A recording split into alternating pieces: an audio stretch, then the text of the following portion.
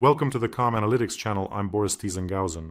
July 19th, here are the main news stories at this moment. Another massive attack on Ukraine. Today, the Russians really set a record. Almost 40 ballistic missiles were launched at Kyiv.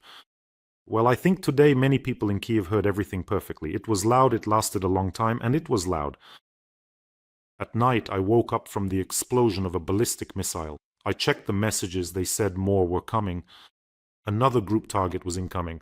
4 missiles, 3 missiles, zircons. Then, when the first wave ended, I thought, well, that's it. The Russians must have run out of their stock.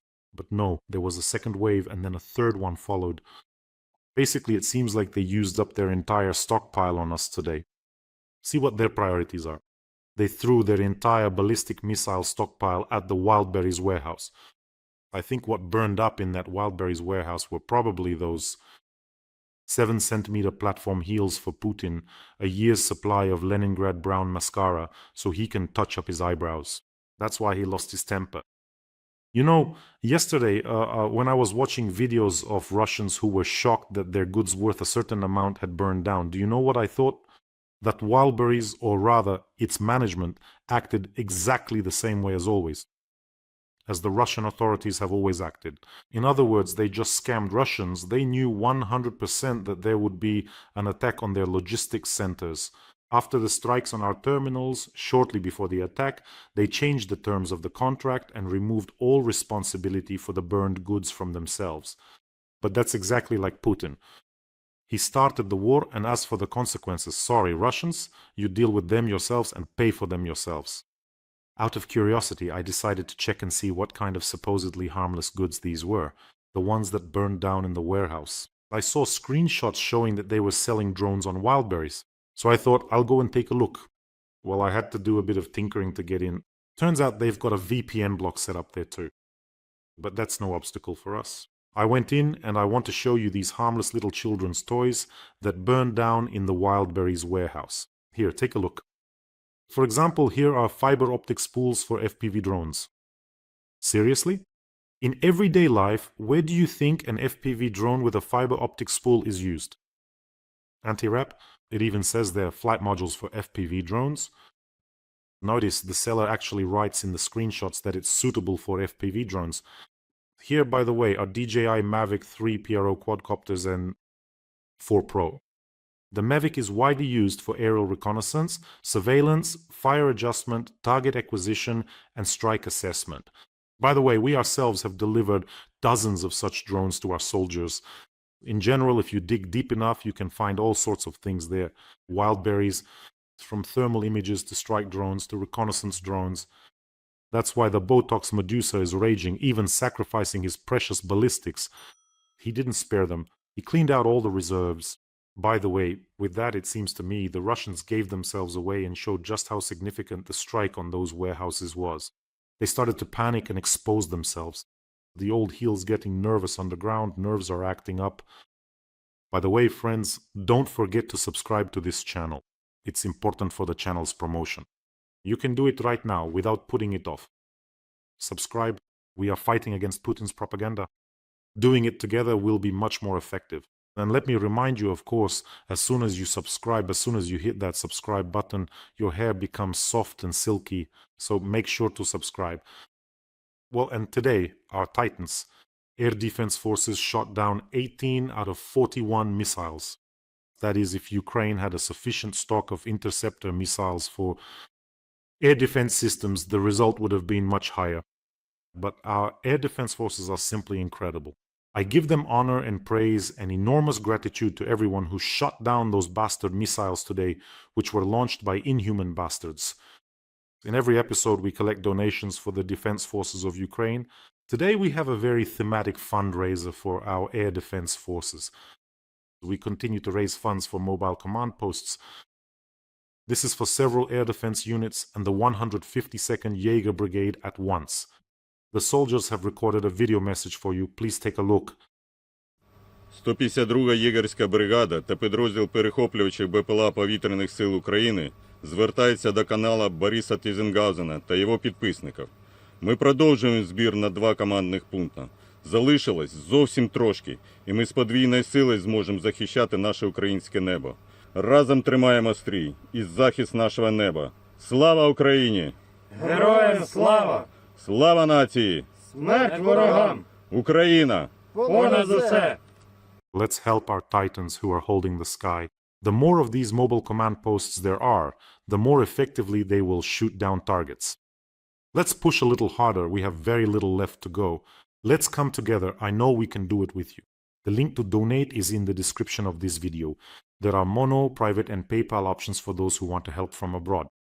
And there's a QR code in the corner if you're watching on another channel, which happens. It also leads to the donation page. Let's help. And as always, thank you in every episode. I say this on my own behalf and on behalf of dozens of units that we have already helped together. Thank you so much. And despite all these attacks, despite the hysteria of Plishezavr, I, as always, keep doing my part. Just the other day, I delivered electronic warfare equipment to our soldiers from the 33rd Assault Regiment, 2 huge cases like these. Take a look at how it went. The fighters from the 33rd Regiment were satisfied, happy. They were honestly as joyful as children. So these devices will now be saving lives on the front line. Thank you so much. By the way, do you know how much this attack cost the Russians? By the most conservative estimates, the Onyx, Zircon, and Iskander missiles launched at Kyiv cost about $205 million. Everything they fired last night, $205 million.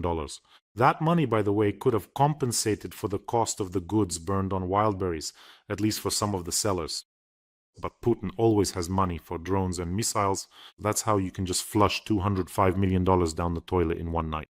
But there's no money for Russians. But you know, I've prepared an even more striking comparison. In Russia, there's Rusfon, which specializes in helping seriously ill children under 18. I looked up the actual donations the foundation collects for children's surgeries. This year, for example, surgery for 8-month-old Vitalik costs $1,847,000. Surgery on Polina's spine costs $2,136,000. Madyk's skull surgery costs $1,784,000. All of these are straightforward. These are verifiable figures. Of course, some surgeries are more expensive, some are cheaper. But if you take the average cost of a surgery for a child, then instead of a nighttime barrage on Kiev, it would have been possible to perform life-saving surgeries for 9,000 children. Just think about it. Instead of saving 9,000 Russian children, the deranged old man struck Kiev. Moreover, once again the strikes hit a metro station, an underpass, a market, residential buildings, a parking lot, and courtyards in Kyiv. But instead of saving Russian children, Putin chose to kill Ukrainian children. In other words, he is completely insane. I don't know, there are millions of you in Russia. Do you not understand this or what? So, while the bold centipede is striking Lukyanivka and Solominka for the 100th time, the armed forces of Ukraine continue methodically clearing Russia of its oil and gas infrastructure. Today, drones struck 3 oil depots in Stavropol at once. One of them, a very complex oil depot in Mikhailovsk. It has already been attacked for the 3rd time, but this time it was burned down, I hope, completely. There are 42 tanks with a total capacity of almost 60,000 cubic meters of fuel. They handle both receiving and storage as well as automotive gasoline and diesel fuel. So there were fires breaking out in several places at once. Let's take a look.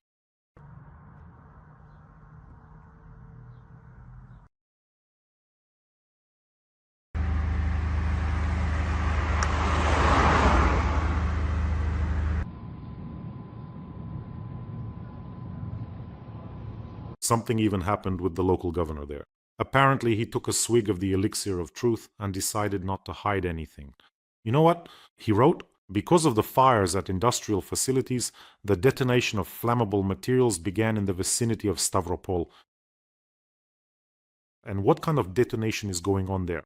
I think that in such heat, plus the fire, naturally the burning tanks started to lose their integrity. Remember when the lid flew off there? It's pretty much the same thing. So no one even mentions the stories about a pop and smoke anymore. Well, and the SPU drones, the service of God, as we call it here, hit 13 substations in Crimea and 4 vessels of the Russian Federation in the Black Sea overnight. Madyar reports this. The total result for the period from July 1st to 19th, just imagine, during this time, 176 vessels of the Russian fleet in the Azov and Black Seas and 96 energy nodes. In other words, Ukraine is relentlessly and methodically continuing to destroy what fills the military budget of the Russian Federation. And Crimea is becoming heavier and heavier. That is, soon it will become completely unbearable for Putin. Plus, today drones attacked the marine terminal of the Caspian Pipeline Consortium near Novorossiysk, and this is extremely interesting. 2 tankers were damaged there, oil loading has been halted, there are no casualties or injuries, and no oil spill was allowed to occur. You can see how precisely the Ukrainian drones operate. No medical assistance was requested by the crew members. Now, here are the details. The attack targeted the remote mooring devices. There are 3 of them there. 2 of them were attacked at the loading terminal, CPC. This pipeline consortium is essentially Kazakhstan's main export artery. More than 80% of Kazakhstan's oil exports pass through Russian infrastructure via this route. At the same time, calling the CPC simply a Kazakhstani terminal is absolutely incorrect. In other words, it is an international consortium that operates largely on Russian territory and through a Russian port hub. The ownership structure includes the Russian state, Russian oil companies alongside Kazakhstan, as well as Western corporations. Russia directly owns 31% there, and if you take into account various Russian corporate participants, the share is even higher. The main effect is not the destruction of Kazakh oil, no one has touched it at all, but rather the creation of a chronically unreliable export corridor through Russian territory. That is, Tokayev has been subtly reminded more than once that it's time to invest in routes that bypass Russia. It's long overdue to address this because after Putin attacked Ukraine, if he remains in power, he will start another war after this one. By the way, it's still unknown who he might go against next. That's why Mr. Tokayev is strongly advised to consider routes through the Caspian Sea, Azerbaijan, Georgia, Turkey, and so on. In Russia, they have found a way, in their opinion, to protect the occupied Crimea after all these strikes. The Russian Orthodox Church has approved a prayer for the protection of Crimea and victory over the enemy. This is not a joke. The Holy Synod of the FSB, that is, the Russian Orthodox Church, has approved a new liturgical text for the Assembly of Crimean Saints. In the prayer, the Lord is asked to grant victory over visible and invisible enemies, and the Mother of God is asked to establish Orthodox dwellings in Crimea and to grant victory from the heavens. What else do you want to be granted there? The chief sorcerer of the Russian Orthodox Church, Patriarch Kirill, is practically glowing with happiness. After all, he was recently removed from the sanctions list, so now he can cruise around on yachts along the Azure coast. And now he's come up with another prayer. Life is really working out for him. I think, they'll definitely give him another rank at Lubyanka, probably Lieutenant General. In other words, the Russian Orthodox Church is pure devils and a branch of the FSB. I think that's clear to everyone. And here's a very fitting piece of news. I just couldn't pass by this news. In Yekaterinburg, tens of thousands of people took part in the Tsar's religious procession. So in Yekaterinburg, there was the annual Tsar's religious procession, which is a nighttime march by the Russian Orthodox Church in memory of Nicholas II, his family, and the servants who were executed in 1918. 44,000 people took part in the main church services of the Tsar's days. But how is that possible? Well, tell me, explain to me, how does this entire fantastic construct come alive in their heads? So for them, the Tsar is canonized as a saint? Lenin is also a great historical figure for them, and Stalin is an effective leader. The USSR is a lost great country. The Russian Empire is also a great country, also lost. Orthodoxy is their spiritual foundation of the state. And how did it all come together? A religious procession. In memory of the executed royal family, it passes by monuments to those who executed them, and along streets that are named after those who blew up churches. Modern Russian ideology is not unified at all. It's a real mishmash. That is, it simply combined the Tsar, the cross, Orthodoxy, Lenin, Stalin, the USSR, the Russian Empire, and just handed all of that to the Russians. And Russians don't even try to figure it out. Absolutely not. Not all of them, to be fair, just some. It's really something. so the royal family canonized as saints at night. Some kind of religious procession from the Russian Orthodox Church.